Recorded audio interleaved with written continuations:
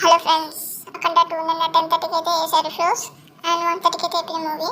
And ఇవాళ అయితే review ఇస్తున్నా. నైట్ ఇవ్వాల్సి ఉంది కానీ 1 అయింది కాబట్టి ఇంటికి వచ్చాక 3 అయింది. అండ్ మూవీ విషయానికి చూస్తే మూవీ అయితే నాకైతే నచ్చింది భయ్య. అంటే తెగ నచ్చిందని చెప్పాను కానీ ఓకే పర్లేదు. మూవీ అయితే ఫస్ట్ పార్ట్ దగ్గర ఎండ్ అవుతుంది కదా, అక్కడి నుంచి ఇది మూవీ అయితే కంటిన్యూ చేశారు.